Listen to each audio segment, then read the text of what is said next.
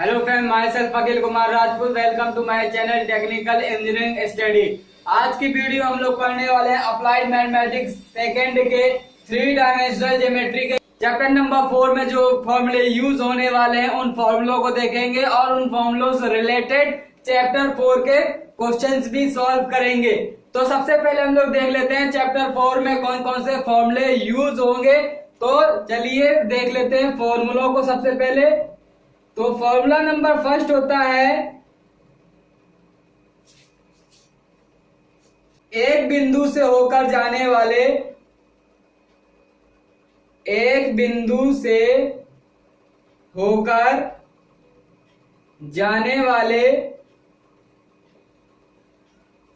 समतल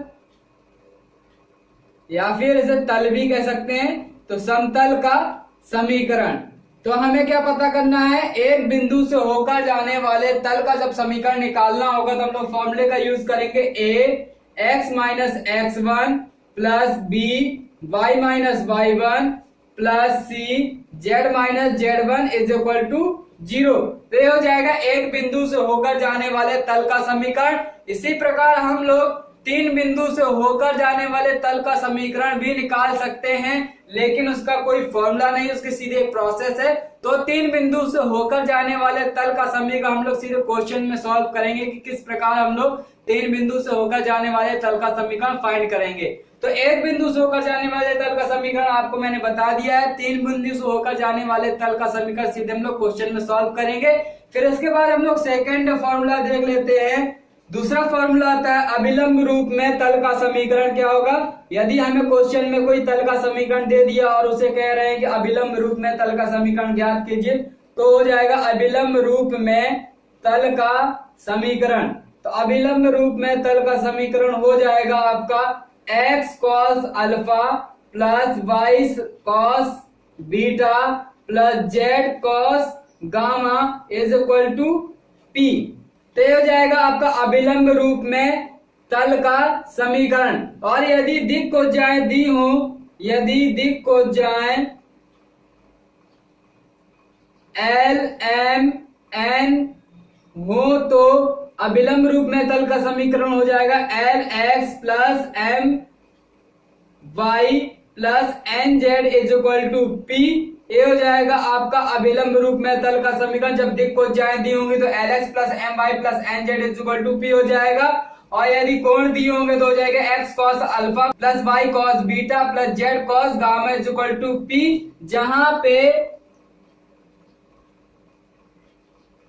जहां p मूल बिंदु से डाले गए लंब की लंबाई है।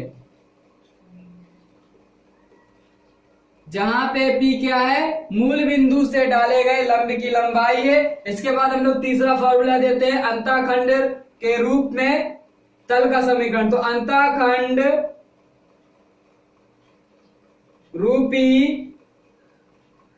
तल का समीकरण हो जाएगा, अंतःखंड रूपी तल का समीकरण हो जाएगा x upon a plus y upon b plus z upon c is equal to 1। तो यदि जब हमें अंतःखंड दे दिए हो और क्वेश्चन में कह रहा हो कि अंतःखंड रूपी तल का समीकरण फाइंड कीजिए, तो यहां से हम लोग निकाल लेंगे इस फॉर्मूले का यूज करते हुए x by a plus y upon b plus z upon c is equal to 1 का यूज करते हुए। तो इसके बाद हम लोग चौथा फॉर्मूला भी देख लेते हैं। चौथा फॉर्मूला कौन सा है, चौथे फॉर्मूले में क्या कह रहा है, दो तलों के समांतर होने का प्रतिबंध। तो हम लोग पता कर लेते हैं दो तलों के समांतर होने का प्रतिबंध क्या, तो दो तलों के समांतर होने का प्रतिबंध। तो दो तलों के समांतर होने का प्रतिबंध होता है a1 upon a2 is equal b1 upon b2 is equal c1 upon c2। ये हो जाएगा दो तलों के समांतर होने का प्रतिबंध। इसी प्रकार हम लोग पता कर लेते हैं दो तलों के लंब होने का प्रतिबंध। तो फॉर्मूला नंबर 5 हो जाएगा दो तलों के लंबवत होने का प्रतिबंध। तो दो तलों के लंबवत होने का प्रतिबंध होता है A1 into A2 plus B1 into B2 plus C1 into C2 is equal to 0। तो दो तलों के लंब होने का प्रतिबंध है A1 into A2 plus B1 into B2 plus C1 into C2 is equal to 0। और दो तलों के समांतर होने का प्रतिबंध होता है A1 upon A2 is equal B1 upon B2 is equal C1 upon C2। चलिए इसके बाद हम लोग देख लेते हैं फॉर्मूला नंबर 6। फॉर्मूला नंबर 6 है दिए हुए तल के समांतर तल का समीकरण निकालना। तो दिए हुए तल के समांतर तल का समीकरण। तो दिए हुए तल के समांतर तल का समीकरण हो जाएगा, मान लेते हैं सबसे पहले कोई तल का समीकरण दिया है, माना तल का समीकरण दिया है ax plus by plus cz plus d is equal to 0 दिया है। इसके समांतर तल का समीकरण हो जाएगा तल के समांतर तल का समीकरण। तो हो जाएगा ax plus by plus cz plus lambda is equal to 0। तो यहाँ पे कोई एक तल का समीकरण दिया होगा, उस तल के समांतर यदि हमें तल का समीकरण निकालना है तो हम लोग यूज कर लेंगे ax plus by plus cz plus lambda is equal to 0। इसके बाद हम लोग देख लेते हैं फॉर्मूला नंबर 7। फॉर्मूला नंबर 7 है किन्हीं दो तलों के बीच का कोण ज्ञात करना। तो यहाँ पे हम लोग देख लेते हैं दो तलों के बीच के कोण को फाइंड कैसे करेंगे। तो मान लेते हैं, माना दो तल हमें यहाँ पे दे दिए, माना दो तलों का समीकरण दिया है a1x plus b1y plus c1z plus d is equal to 0 तथा दूसरा तल का समीकरण दे दिया है a2x plus b2y plus c2z plus d is equal to 0। तो यहाँ पे हमें दो तल के समीकरण दे दिए, इन दो तलों के बीच का हमें कोण निकालना है। तो कोण हो जाएगा आपका cos theta is equal to a1 into a2 plus b1 into b2 plus c1 into c2 upon under root a1 का स्क्वायर प्लस b1 का स्क्वायर प्लस c1 का स्क्वायर मल्टीप्लाई a2 का स्क्वायर प्लस b2 का square plus c2 का square. तो दो तलों के बीच कोण निकालने का formula a1 into a2 plus b1 into b2 plus c1 into c2 upon under root a1 का स्क्वायर प्लस b1 का स्क्वायर प्लस c1 का स्क्वायर इंटू में अंडर रूट a2 का स्क्वायर प्लस b2 का स्क्वायर प्लस c2 का square. तो दो तलों के बीच का कोण निकालने का हमारे पास ये फॉर्मूला है। तो 3 डायमेंशनल ज्योमेट्री के चैप्टर नंबर 4 में इन फॉर्मूलों का हम लोग यूज करते हुए क्वेश्चंस को सॉल्व करेंगे। तो चलते हैं चैप्टर 4 के क्वेश्चन सॉल्व कर लेते हैं।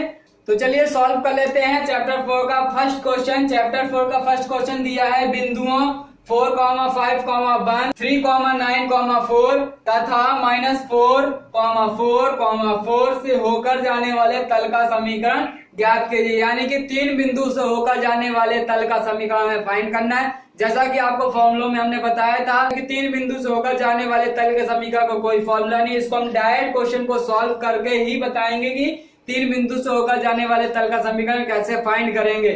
तो चलिए क्वेश्चन को स्टार्ट करते हैं। तो क्वेश्चन को हम लोग सॉल्व कर लेते हैं। सबसे पहले तो क्या करेंगे, सबसे पहले हम लोग एक बिंदु से होकर जाने वाले तल का समीकरण लिख लेंगे। माना तल का समीकरण हो जाएगा आपका ax minus x1 plus b y minus y1 plus c z minus z1 is equal to 0। तो एक बिंदु से होकर जाने वाले तल का समीकरण हमने लिख लिया। इसके बाद हमें निकालना है बिंदुओं 4, 5, 1, बिंदु 3, 9, 4 तथा बिंदु -4, 4, से होकर जाने वाले तल का समीकरण। तो निकाल लेते हैं बिंदु 4, 5, 1 से होकर जाने वाले तल का समीकरण। तो बिंदु 4, 5, 1 से होकर जाने वाले तल का समीकरण निकाल लेते तो हो जाएगा ए एक्स माइनस x1 की वैल्यू है 4, तो जाएगा a x minus 4 plus b y minus 5 plus c z minus 1 is equal to 0। तो यहाँ पे हमने एक बिंदु से होकर जाने वाले तल का समीकरण निकाल लिया है। बिंदु 4, 5, 1 से होकर जाने वाला तल का समीकरण हो गया a x minus 4 plus b y minus 5 plus c z minus 1 is equal to 0। समीकरण एक में हम लोग क्या करेंगे, एक बार बिंदु 3, 9, 4 रख देंगे और एक बार बिंदु -4, 4, 4 रख देंगे। तो क्या करेंगे, तो समीकरण एक में x इज इक्वल टू 3 है, y इज इक्वल टू 9 तथा z इज इक्वल टू 4 इसके तथा x is equal to -4 y is equal to 4 तथा z इज इक्वल टू 4 रखने पर तो समीकरण जो एक आया है उस समीकरण में हम लोग एक बार क्या रख देंगे, x is equal to 3 y is equal to 9 और z is equal to 4 put कर देंगे और दूसरी बार हम लोग x is equal to -4 y is equal to 4 तथा z is equal to 4 put कर देंगे। तो बन जाएगा a x की जगह में 3 पुट करना तो जाएगा a 3 4 प्लस b y -5 तो y की वैल्यू 9 तो 9 -5 हो जाएगा प्लस c तो c z -1 तो z की वैल्यू है 4 तो जाएगा z 4 -1 इज इक्वल टू 0। तो यहां से हमें मिल जाएगा -a plus 4b plus c z -1 z की वैल्यू है हमारे पास 4 तो जाएगा 4 -1 इज इक्वल टू 0। फिर इसके बाद हमें यहां से मिल जाएगा -a plus 4b plus 3c is equal to 0। इसको हम लोग मान लेते हैं समीकरण नंबर सेकंड। इसी प्रकार हम लोग क्या करेंगे, समीकरण एक में बिंदु -4, 4 को रख देंगे तो हो जाएगा इसी प्रकार a x -4 तो x की वैल्यू हमारे पास दी है -4 तो हो जाएगा -4 प्लस b y -5 की वैल्यू दी है 4 तो हो जाएगा 4 -5 प्लस c z की वैल्यू दी है 4 तो जाएगा 4 -1 इज इक्वल टू 0। तो यहां से मिल जाएगा -8a minus b plus 3c is equal to 0 हो जाएगा क्वेश्चन नंबर 3। तो यहां से हमें समीकरण 2 और 3 मिल गए। तो समीकरण 2 और 3 को हम लोग बीजगणित विधि से हल करके a b c के मान निकाल लेंगे और जो a b c के मान आएंगे उन a b c के मान को हम लोग समीकरण 1 में पुट कर देंगे तो हमें मिल जाएगा 3 बिंदु से होकर जाने वाले तल का समीकरण। तो चलिए सॉल्व कर लेते हैं समीकरण 2 और 3 को बीजगणित विधि से। तो चलिए इसे बीजगणित विधि से हल कर लेते हैं। तो बीजगणित विधि से जब बीजगणित विधि से हम लोग सॉल्व करेंगे तो हो जाएगा a/3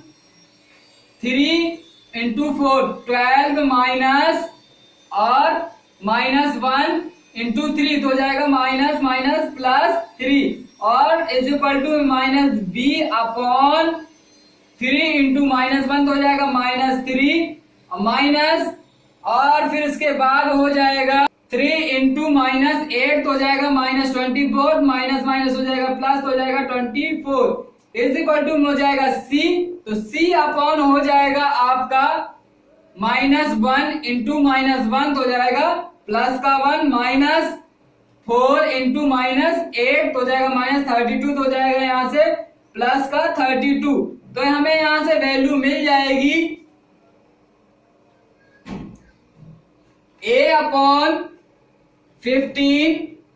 is equal -b/21 is equal c upon हो जाएगी 33। तो यहाँ पे 3 कॉमन है, 3 कॉमन लेके हम लोग हटा देते हैं तो हो जाएगा a/5 is equal b/-7 is equal c/11 is equal to हम लोग मान लेते हैं k। तो यहां से हमने इज इक्वल टू में k मान लिया तो यहां से हमें a की वैल्यू मिल जाएगी इज इक्वल टू जाएगा 5 के, b इज इक्वल टू हो जाएगा -7 के और c इज इक्वल टू हो जाएगा आपका 11 के। तो यहाँ से हमें a b c की तीनों की वैल्यू मिल गई। तो a b c की वैल्यू हम लोग पुट कर देंगे समीकरण 1 में। तो अब a b c के मान हम लोग समीकरण 1 में पुट कर देते हैं। तो समीकरण 1 में a b व c का मान रखने पर, तो यहां से a b c के मान हम लोग समीकरण 1 में पुट कर देते हैं। तो हो जाएगा a की वैल्यू है 5 के, तो हो जाएगा 5 के x -4 प्लस b की वैल्यू है -7 के, तो हो जाएगा -7 के y -5 प्लस c की वैल्यू है 11 के, तो हो जाएगा 11 के z -1। तो के को हम लोग पक्षांतर कर लेंगे तो हो जाएगा 0। तो 5 का अंदर मल्टीप्लाई कर देंगे तो 5x -20 -7 का अंदर मल्टीप्लाई करेंगे तो हो जाएगा -7y प्लस 35 प्लस 11 का अंदर मल्टीप्लाई करेंगे तो हो जाएगा 11z -11 इज इक्वल टू 0। तो यहां से हमें मिल जाएगा 5x -7y प्लस 11z और यहाँ -20 प्लस 35 -11 को ऐड कर लेंगे तो हो जाएगा -20 और -11 हो जाएगा -31 और प्लस का 35 है तो यहाँ से हमें वैल्यू मिल जाएगी प्लस की 4। तो हो जाएगा समीकरण 5x -7y plus 11z plus 4 is equal to 0। तो हो जाएगा तीन बिंदु से होकर जाने वाले तल का समीकरण। तो ये था आपका क्वेश्चन नंबर फर्स्ट। इसके बाद सॉल्व कर लेते हैं हम लोग क्वेश्चन नंबर सेकंड। चलिए इसके बाद सॉल्व कर लेते हैं हम लोग question number second. Question number second दिया है बिंदु 0 -1 0 और बिंदु 2 1 -1 तथा बिंदु 1 1 1 से होकर जाने वाले तल का समीकरण ज्ञात कीजिए। यहाँ भी हमें 3 बिंदु से होकर जाने वाले तल का समीकरण निकालना है। तो सबसे पहले हम लोग क्या करेंगे, एक बिंदु से होकर जाने वाले तल का समीकरण निकाल लेंगे। तो हो जाएगा 0 -1 0 से होकर जाने वाले तल का समीकरण लिख लेते हैं। तो हो जाएगा बिंदु 0 -1 0 से होकर जाने वाले तल का समीकरण। तो हो जाएगा आपका ax -x1 की वैल्यू है 0 तो हो जाएगा ax -0 प्लस b y-y1 तो y1 की वैल्यू है -1 तो हो जाएगा y +1 प्लस c z-1 की वैल्यू है 0 तो हो जाएगा z-0 इज इक्वल टू 0। ये हो जाएगा आपका समीकरण नंबर फर्स्ट।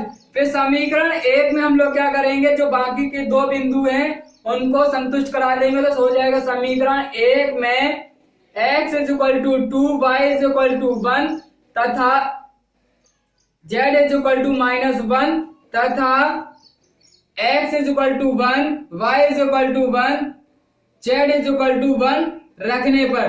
तो एक बार हम लोग समीकरण 1 में क्या कर देंगे, बिंदु 2 1 -1 रख देंगे और दूसरी बार समीकरण 1 में बिंदु रख देंगे 1 1 इसके यहाँ से हमें 2 समीकरण मिल जाएंगे। तो चलिए रख लेते हैं। तो हो जाएगा x -0 x की वैल्यू हमें 2 पुट करनी है तो हो जाएगा 2 प्लस b y +1 y की वैल्यू है 1 तो हो जाएगा यहाँ भी 1 + 1 2 हो जाएगा प्लस c z -0 z की वैल्यू -1 तो हो जाएगा c -1 इज इक्वल टू 0। ये हो जाएगा आपका क्वेश्चन नंबर सेकंड। आगे बन जाएगा 2a + 2b - c is equal to 0। ये हो जाएगा आपका क्वेश्चन नंबर सेकंड। और इसके बाद हम लोग समीकरण 1 में बिंदु 1 1 रख लेते हैं। तो हो जाएगा आपका a 1 -0 तो हो जाएगा 1 प्लस b 1 + 1 तो हो जाएगा b × 2 plus c z -1 z की वैल्यू है 1 तो हो जाएगा c 1 इज इक्वल टू हो जाएगा 0। यहाँ से मिल जाएगा हमें a + 2b plus c is equal to 0। हो जाएगा आपका क्वेश्चन नंबर थर्ड। समीकरण 2 व 3 को हम लोग बजगुणन विधि से हल कर लेंगे। तो बजगुणन विधि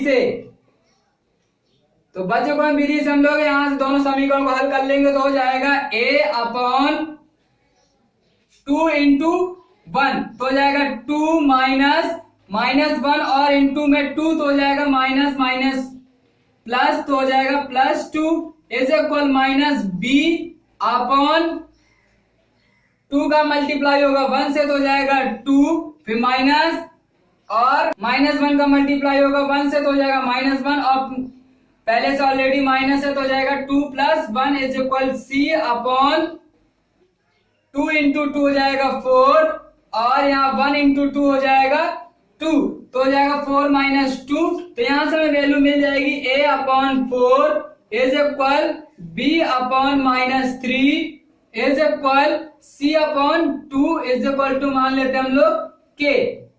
तो यहां से हम लोग क्या कर लेंगे A B C की वैल्यू निकाल लेंगे तो हो जाएगा A इज इक्वल टू हो जाएगा आपका 4K, B is equal to हो जाएगा आपका -3K और C इज इक्वल टू हो जाएगा आपका 2K। अब यहां से हमें A B C की वैल्यू मिल गई। अब A B C की वैल्यू हम लोग समीकरण 1 में पुट कर देंगे तो A B व C का मान समीकरण 1 में रखने पर तो A B C के जो मान आए उसे हम समीकरण 1 में पुट कर देंगे तो A की वैल्यू है 4K तो जाएगा 4K x - 0 प्लस B की वैल्यू हमारे पास -3K तो हो जाएगा -3K और y + 1 अब प्लस C की वैल्यू है 2K तो 2K पुट कर दिया और लास्ट में दिया है मल्टीप्लाई में z - 0 तो हो जाएगा z - 0 इज इक्वल टू में 0 और यहां से K कॉमन है तो K को कॉमन लेकर हम लोग पक्षांतर कर देंगे तो हो जाएगा 4x - 3y - 3 plus 2z is equal to 0 तो यहां से हो जाएगा 4x - 3y plus 2z is equal to 3। तो यहां से आंसर आ गया 3 बिंदु से होकर जाने वाले तल का समीकरण 4x - 3y plus 2z is equal to 3। चलिए इसके बाद सॉल्व कर लेते हैं हम लोग क्वेश्चन नंबर 3। क्वेश्चन नंबर 3 दिया है उस तल का समीकरण ज्ञात कीजिए जिस पर बिंदु A, B तथा C स्थित हैं।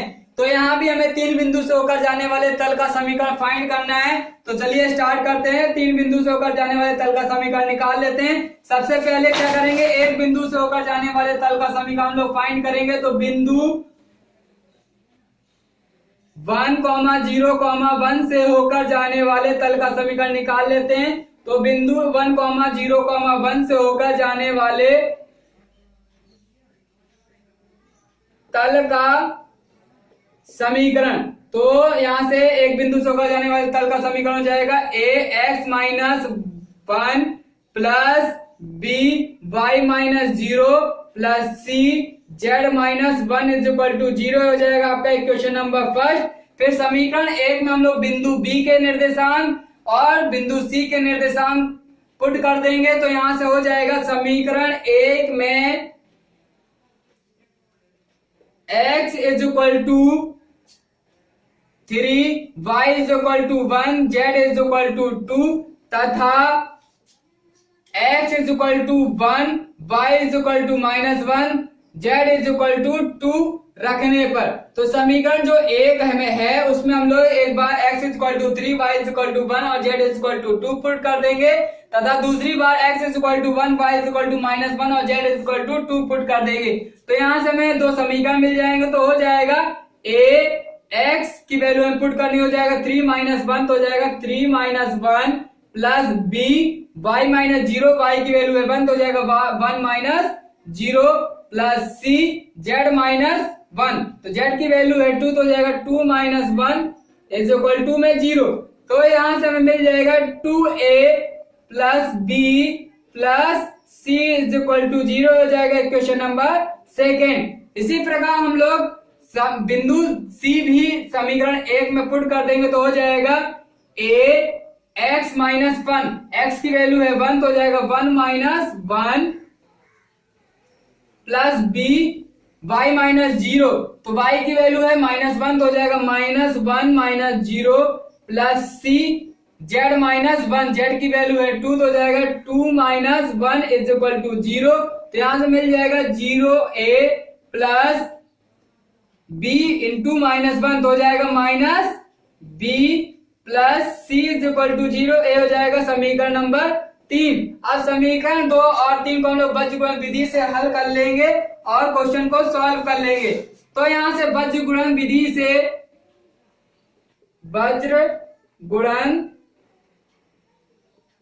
विधि से तो चलिए इन दोनों समीकरण को हम लोग बीजगणित विधि से हल कर लेते हैं। तो हो जाएगा a/1 + 1 is equal minus b upon हो जाएगा आपका b अपॉन हो जाएगा 2 माइनस 0 इज इक्वल टू हो जाएगा c अपॉन -2 और -0। तो यहां से हमें वैल्यू मिल जाएगी a/2 और b अपॉन -2 और c upon -2 is equal to हम लोग k मान लेते हैं। तो हो जाएगा a/2 is equal to b upon -2 is equal to c upon -2 is equal to k। तो यहां से हम सॉल्व कर लेंगे तो हमें a b c की वैल्यू मिल जाएगी। तो a इज इक्वल टू हो जाएगा आपका 2k, b is equal to हो जाएगा आपका -2k और c इज इक्वल टू हो जाएगा आपका -2k। और a b c की वैल्यू हम लोग समीकरण 1 में पुट कर देंगे। तो समीकरण 1 से हो जाएगा 2k x - 1 और b y -0। तो b की वैल्यू है -2k, तो हो जाएगा -2k y -0 प्लस c की वैल्यू हमारे पास -2k और z -1, तो हो जाएगा -2k z -1 is equal to 0। और यहाँ पे आप देख रहे हैं 2k कॉमन है, तो हम लोग 2k कॉमन ले लेते हैं। तो हो जाएगा x -1 और -y और माइनस का मल्टीप्लाई z -1 में कर देंगे तो हो जाएगा -z plus 1 is equal to 0। यहाँ 1 से 1 कैंसिल हो गया, तो हो जाएगा x - y - z is equal to 0। तो हो जाएगा आपका 3 बिंदु से होकर जाने वाले तल का समीकरण। तो ये था आपका क्वेश्चन नंबर 3। इसके बाद सॉल्व कर लेते हैं क्वेश्चन नंबर 4। चलिए इसके बाद हम लोग सॉल्व कर लेते हैं क्वेश्चन नंबर 4। क्वेश्चन नंबर 4 दिया है, उस तल का समीकरण ज्ञात कीजिए जिस पर बिंदु a, 0, 0 तथा 0, b, 0 तथा 0, 0, c स्थित हैं। तो हमें 3 बिंदु से होकर जाने वाले तल का समीकरण यहाँ पे फाइंड करना है। 3 बिंदु हमें दे दिए a, 0, 0, b, 0 तथा तीसरी बिंदु दे दी है आपको 0, 0, c। तो यहाँ पे भी हमें 3 बिंदु से होकर जाने वाले तल का समीकरण ही फाइंड करना है। तो जिस प्रकार अभी तक हमने क्वेश्चन नंबर 1, क्वेश्चन नंबर 2 और क्वेश्चन नंबर 3 को सॉल्व किया है 3 बिंदु से होकर जाने वाले तल का समीकरण, जिस प्रकार हमने पिछले क्वेश्चन में सॉल्व किया है उसी प्रकार हम लोग क्वेश्चन नंबर 4 को भी हल कर लेंगे। 3 बिंदु से होकर जाने वाले तल का समीकरण यहाँ से फाइंड कर लेंगे पुराने क्वेश्चनों की तरह। तो एक क्वेश्चन आप खुद से करेंगे, इससे आपकी भी क्वेश्चन में अच्छी पकड़ हो जाएगी। तो क्वेश्चन नंबर 4 यहाँ पे हम सॉल्व नहीं कर रहे हैं, क्वेश्चन नंबर 4 आप खुद ही सॉल्व कर लीजिएगा। इसके बाद हम लोग देखेंगे क्वेश्चन नंबर 5। तो चलिए सॉल्व कर लेते हैं क्वेश्चन नंबर 5। क्वेश्चन नंबर 5 दिया, सिद्ध कीजिए कि 4 बिंदु 0, -1, -1, 4, 5, 1, 3, 9, 4 तथा -4, 4 समतल। तो यहाँ पे हमें प्रूफ करना है कि क्या चारों बिंदु एक ही तल पर स्थित हैं। तो चलिए हम लोग सॉल्व कर लेते हैं इस क्वेश्चन को। हमें इस क्वेश्चन में प्रूफ करनी है कि जो 4 बिंदु दिए हैं वो चारों बिंदु एक ही तल पर स्थित है कि नहीं। तो यहाँ पे इस क्वेश्चन में हम लोग क्या करेंगे, सबसे पहले 3 बिंदु से होकर जाने वाले तल का समीकरण निकाल लेंगे। फिर जो चौथी बिंदु बचेगी उस चौथी बिंदु को हम लोग जो 3 बिंदु से होकर जाने वाले तल का समीकरण आ जाएगा उस तल के समीकरण में हम लोग चौथे बिंदु को संतुष्ट करा देंगे। यदि चौथी बिंदु उस तल के समीकरण को संतुष्ट कर जाती है तो क्या हो जाएगा, दिए हुए चारों बिंदु एक ही तल पर स्थित है। तो सबसे पहले हम लोग फाइंड कर लेते हैं 3 बिंदु से होकर जाने वाले तल का समीकरण, फिर उसके बाद देख लेंगे कि चौथी बिंदु उस तल के समीकरण को संतुष्ट करती है कि नहीं। तो चलिए हम लोग पहले तल का समीकरण ही निकाल लेते हैं। तो क्या हो जाएगा, सबसे पहले लिखेंगे हम लोग एक बिंदु 0, -1, -1 से होकर जाने वाले तल का समीकरण निकाल लेते हैं। तो एक बिंदु से होकर जाने वाले तल का समीकरण हो जाएगा आपका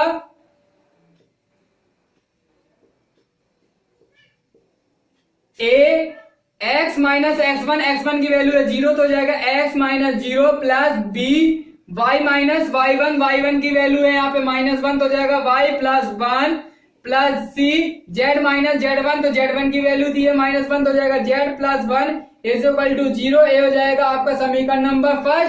फिर समीकरण 1 में हम लोग क्या कर देंगे, समीकरण 1 में x is equal to 4, y is equal to 5 और z इज इक्वल टू 1 तथा x is equal to 3, y is equal to 9 और z इज इक्वल टू हमें 4 रख देंगे। तो एक बार समीकरण एक में हम लोग पुट कर देंगे x is equal to 4, y is equal to 5, z is equal to 1, तथा दूसरी बार हम लोग पुट कर देंगे x is equal to 3, y is equal to 9 और z इज इक्वल टू 4। तो चलिए सॉल्व कर लेते हैं। तो हो जाएगा x 4 minus 0 plus b y plus 1, y की वैल्यू है 5 तो हो जाएगा 5 plus 1 plus c z plus 1, z की वैल्यू है 1 तो हो जाएगा 1 प्लस 1 इज इक्वल टू 0। तो यहां से हो जाएगा 4a plus 6b plus 2c is equal to 0। ये हो जाएगा आपका क्वेश्चन नंबर सेकेंड। इसके बाद हम लोग क्या करेंगे, ए बिंदु 3, 9, 4 को हम लोग रख देंगे समीकरण एक में। तो हो जाएगा आपका a x माइनस 0, x की वैल्यू है 3 तो हो जाएगा 3 minus 0 plus b y plus 1 तो y की वैल्यू है 9 तो हो जाएगा 9 plus 1 plus c z plus 1 तो z की वैल्यू हमें दे दी है 4 तो हो जाएगा c 4 plus 1 is equal to 0। तो यहां से हमें मिल जाएगा 3a plus 10b plus 5c is equal to 0। ये हो जाएगा आपका समीकरण नंबर 3। फिर समीकरण 2 और 3 को हम लोग बज्रगुणन विधि से हल कर लेंगे। तो हो जाएगा बज्रगुणन विधि से, तो बज्रगुणन विधि से सॉल्व करेंगे तो हो जाएगा a अपॉन 5 इंटू 6 तो हो जाएगा आपका 30 माइनस 2 इंटू 10 तो हो जाएगा 20 is equal minus b upon 5 into 4 तो हो जाएगा आपका 20 माइनस 3 इंटू 2 तो हो जाएगा 6 इज इक्वल c अपॉन हो जाएगा आपका 10 इंटू 4 तो हो जाएगा 40 माइनस 6 इंटू 3 तो हो जाएगा 18। तो यहां से हमें मिल जाएगा a upon 10 b upon minus 14 और c अपॉन यहां से मिल जाएगा हमें 22 इज इक्वल टू हम लोग मान लेते हैं k। तो यहां से हमने k मान लिया तो मिल गया हमें a upon 10 is equal to b upon minus 14 is equal to c upon 22 is equal to k। तो यहां से हम लोग a b c की वैल्यू फाइंड कर लेते हैं। तो हो जाएगा a is equal to 10k, b is equal to हो जाएगा आपका माइनस 14k और c इज इक्वल टू हो जाएगा आपका 22k। फिर a b c की वैल्यू हम लोग समीकरण एक में रख देंगे। तो हो जाएगा समीकरण एक से,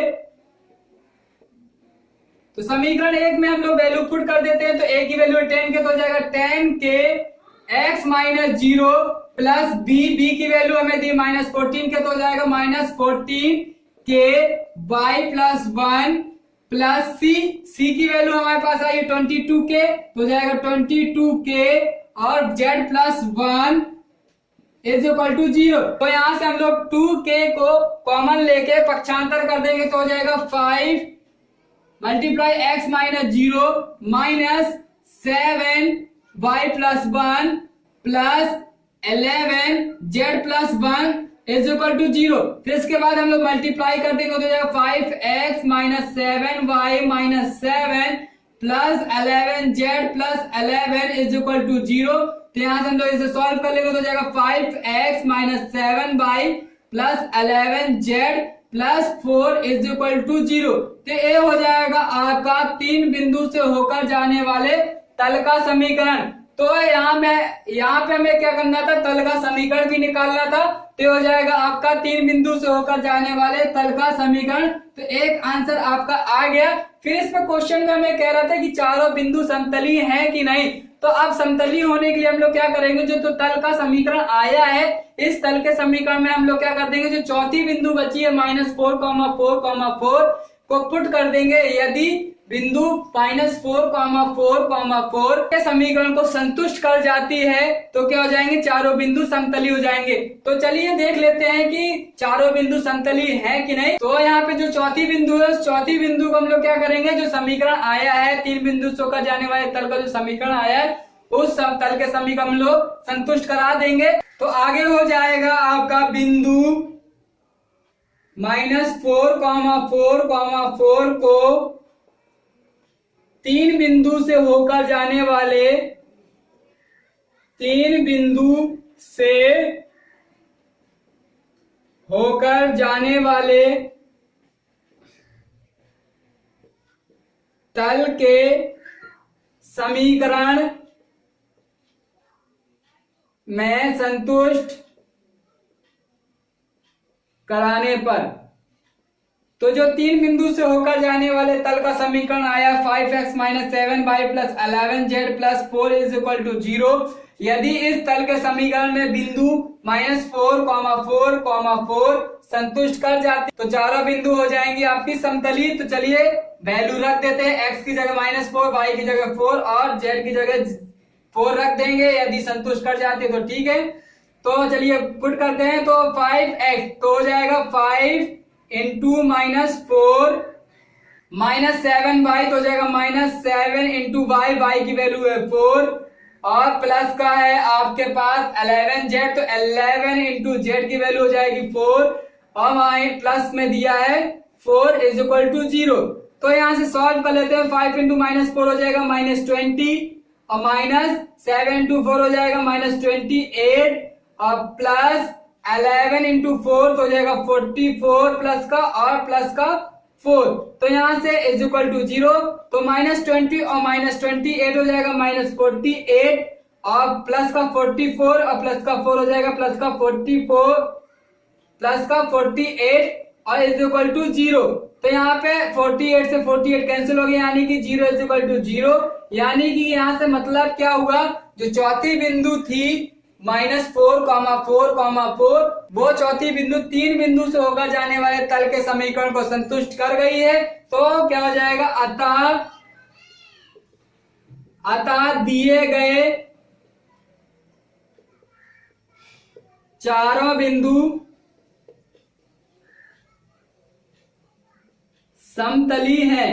यानी जो 4 बिंदु दी थी वो चारों बिंदु समतली हैं, एक ही तल पर स्थित हैं। तो ये हो गया आपका क्वेश्चन नंबर 5। इसके बाद हम लोग सॉल्व कर लेते हैं क्वेश्चन नंबर 6। तो चलिए क्वेश्चन नंबर 6 सॉल्व कर लेते हैं। क्वेश्चन नंबर 6 दिया है, सिद्ध कीजिए कि 4 बिंदु -1, 4, -3 और दूसरी बिंदु दी है आपकी 3, 2, -5, तीसरी बिंदु दी है -3, 8, -5 तथा लास्ट चौथी बिंदु दी है आपकी -3, 2, 1 समतली है।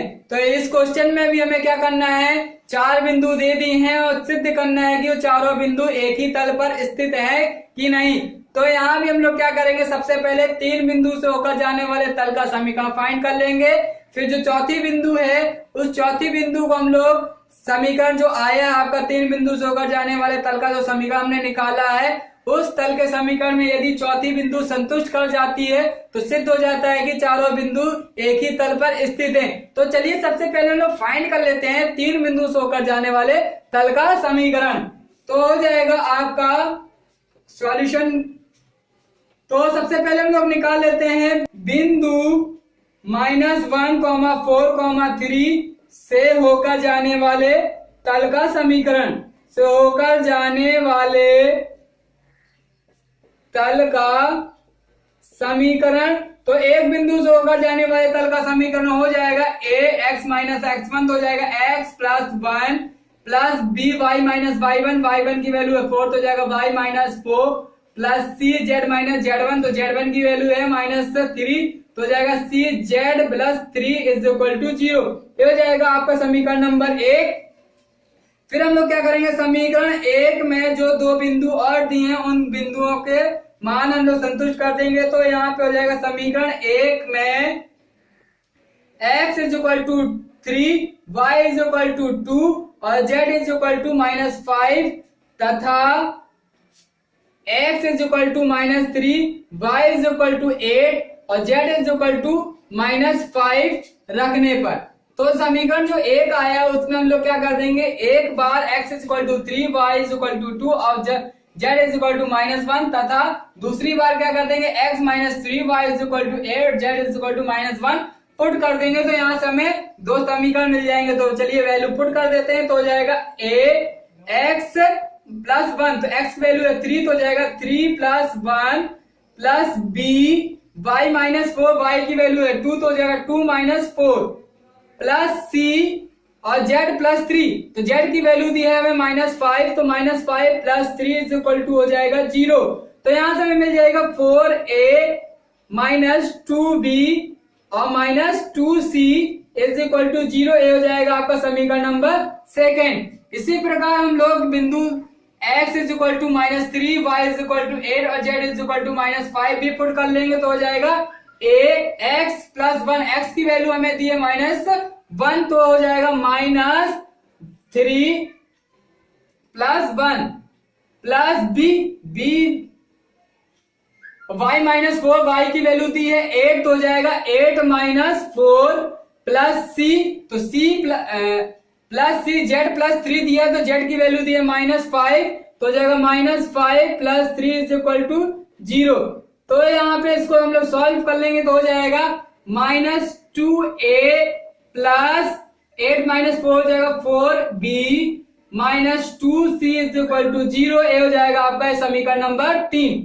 फिर इसके बाद हम लोग इन दोनों समीकरण को बज्रगुणन विधि से हल कर लेंगे तो हो जाएगा बज्रगुणन विधि से, वज्रगुणन विधि से हल करेंगे तो मिल जाएगा a अपॉन -2 और -2 का मल्टीप्लाई कर देंगे हो जाएगा 4 -2 और +4 का मल्टीप्लाई करेंगे तो हो जाएगा -8 और -8 और माइनस हो जाएगा प्लस का 8 इज इक्वल टू हो जाएगा -b अपॉन -2 का मल्टीप्लाई कराएंगे 4 में तो हो जाएगा -8 और -2 का मल्टीप्लाई कराएंगे -2 में तो हो जाएगा -2 मल्टीप्लाई करेंगे हो जाएगा 4 तो हो जाएगा -8 -4 is equal to c upon 4 का मल्टीप्लाई 4 से कराएंगे तो हो जाएगा 16 -2 का मल्टीप्लाई -2 से कराएंगे हो जाएगा 4 तो हो जाएगा 16 -4। तो यहां से हमें मिल जाएगा a अपॉन 12 -b अपॉन हो जाएगा आपका यहां से -8 और -4 हो जाएगा आपका माइनस का 12 तो माइनस माइनस कैंसिल हो जाएगा तो मिल जाएगा हमें b upon 12 is equal c upon 16 -4 तो जाएगा 12 और इज इक्वल टू हम लोग मान लेते हैं k। फिर इसे आगे हम लोग सॉल्व करेंगे तो हमें यहां से a b c के मान मिल जाएंगे तो हो जाएगा a is equal to 12k, b is equal to हो जाएगा 12k और c is equal to b हो जाएगा 12k।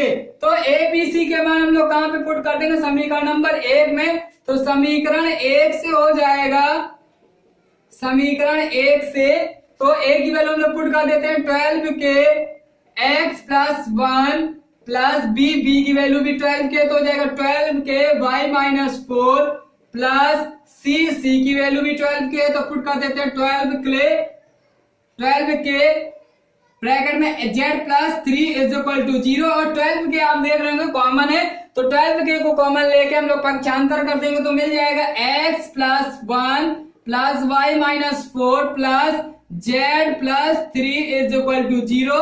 तो यहां से मिल जाएगा x plus y plus z और -4 प्लस 1 और प्लस 3 को हम लोग ऐड करेंगे तो हो जाएगा 0। तो यहां से मिल जाएगा answer x plus y plus z is equal to 0। ते हो गया आपका 3 बिंदु से होकर जाने वाले तल का समीकरण। इसको हम लोग मान लेते हैं समीकरण नंबर 4। यदि समीकरण नंबर 4 में यानी कि 3 बिंदु से होकर जाने वाले तल के समीकरण में यदि चौथी बिंदु संतुष्ट कर जाती है तो क्या हो जाएंगे, चारों बिंदु समतली हो जाएंगी। तो चलिए चेक कर लेते हैं। तो समीकरण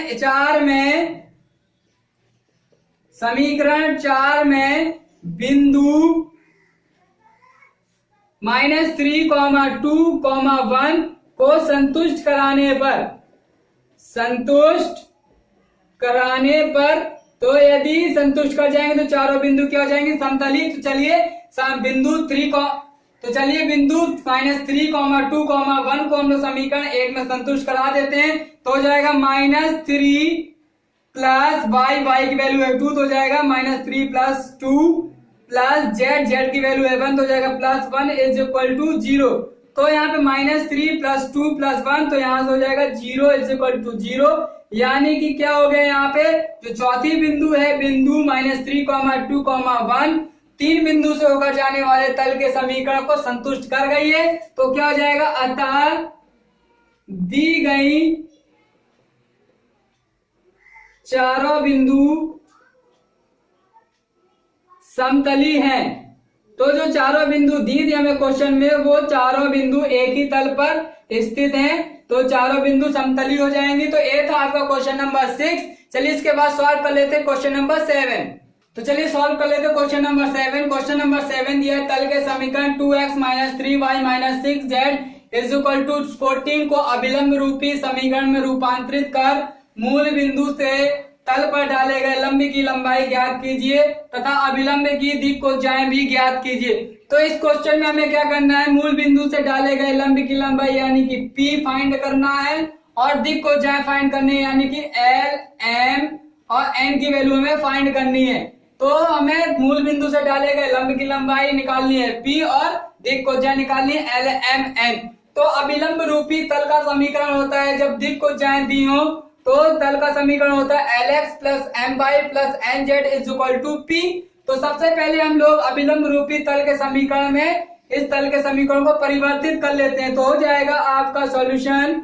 तो समीकरण दिया है, तल का समीकरण दिया है आपको, तल का समीकरण है 2x - 3y - 6z = 14 हो जाएगा समीकरण नंबर 1। तो इस तल के समीकरण को हमें चेंज करना है अभिलंब रूपी तल के समीकरण में। तो अभिलंब रूपी तल का समीकरण में परिवर्तित करने के लिए हम लोग क्या करेंगे, √x के गुणांक का वर्ग प्लस y के गुणांक का वर्ग प्लस z के गुणांक का वर्ग करके जो आएगा √, से बाहर निकालने पर जो आएगा उसका हम लोग समीकरण 1 में भाग दे देंगे। तो चलिए सॉल्व कर लेते हैं। तो समीकरण 1 में x का गुणांक है 2, 2 हो जाएगा 2 का स्क्वायर 4 प्लस y का गुणांक दिया -3 तो हो जाएगा -3 का स्क्वायर प्लस z का गुणांक, तो z का गुणांक दिया -6 का स्क्वायर। तो यहां से हमें मिल जाएगा √4 + 9 + 36, तो यानी √ में आ जाएगा 49, बाहर निकालेंगे √ से तो हो जाएगा 7। तो हमें क्या करना है, समीकरण 1 में 7 से भाग देने पर, 7 से भाग देने पर तो हो जाएगा 2/7x - 3/7y - 6/7z = 14/7। तो यहाँ पे 14/7 भाग देंगे तो हो जाएगा 2/7x - 3/7y -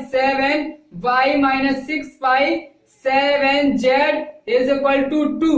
तो इससे समीकरण ए हो जाएगा आपका अभिलंब रूपी तल का समीकरण। ये हो गया आपका अभिलंब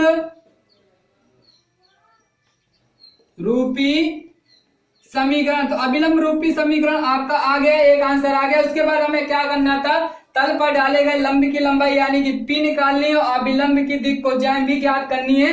तो हम लोग क्या करेंगे, ये हो जाएगा आपका समीकरण नंबर 2। समीकरण 2 की तुलना हम लोग कर देंगे समीकरण 2 की तुलना Lx + My + Nz = P से करने पर, तो जो समीकरण नंबर 2 आया है अभिलंब रूपी तल का समीकरण, उसकी तुलना हम लोग कर देंगे Lx + My + Nz = P से। तो यहां से हमें L की वैल्यू मिल जाएगी 2/7, M की वैल्यू मिल जाएगी -3/7 और N की वैल्यू मिल जाएगी हमें -6/7 और P की वैल्यू मिल जाएगी हमें 2।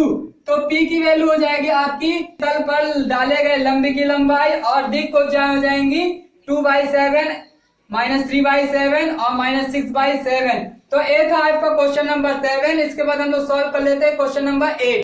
चलिए इसके बाद हम लोग सॉल्व कर लेते हैं क्वेश्चन नंबर 8। क्वेश्चन नंबर 8 दिया है, तल के समीकरण 2x - 3y - 6z + 14 = 0 को अभिलंब रूप में लिखिए। तो यहाँ पे हमें एक तल का समीकरण दे दिया, उस तल के समीकरण को हमें परिवर्तित करना है अभिलंब रूपी समीकरण में। तो तल का समीकरण दे दिया है हमें, तल का समीकरण हो जाएगा आपका 2x - 3y - 6z + 14 = 0। तो यहाँ पे हम लोग 14 को पक्षांतर कर लेंगे तो हो जाएगा 2x - 3y - 6z = -14 हो जाएगा आपका समीकरण 1। समीकरण 1 में हम लोग क्या कर देंगे, समीकरण 1 में हम लोग क्या कर देंगे, x के गुणांक का वर्ग प्लस y के गुणांक का वर्ग प्लस z के गुणांक का वर्ग करके जो वैल्यू आएगी उस वैल्यू से हम लोग समीकरण 1 में भाग दे देंगे। तो x का गुणांक हो जाएगा 2 2 का स्क्वायर हो जाएगा 4 प्लस y का गुणांक -3 का स्क्वायर हो जाएगा 9 प्लस z का गुणांक है -6 का स्क्वायर हो जाएगा 36। तो 4 प्लस 9 प्लस 36 को ऐड करेंगे तो हो जाएगा √49 को हम बाहर निकालेंगे तो हो जाएगा 7। तो समीकरण 1 में हम लोग क्या कर देंगे 7 से भाग दे देंगे। समीकरण 1 में 7 से भाग देने पर, तो समीकरण 1 में जब 7 से भाग दे देंगे तो मिल जाएगा 2/7x minus 3/7y minus 6/7z is equal -14/7। तो यहां से मिल जाएगा हमें answer 2/7x minus 3/7y minus 6/7z is equal to -2। तो हो जाएगा आपका अभिलंब रूपी समीकरण। तो ये था आपका क्वेश्चन नंबर 8 का आंसर, जिसमें हमें पूछा था तल के समीकरण को अभिलंब रूप में लिखिए। तो हमने अभिलंब रूप में तल का समीकरण लिख लिया, तो आंसर आएगा 2/7x minus 3/7y minus 6/7z is equal to -2। तो ये था आपका क्वेश्चन नंबर 8।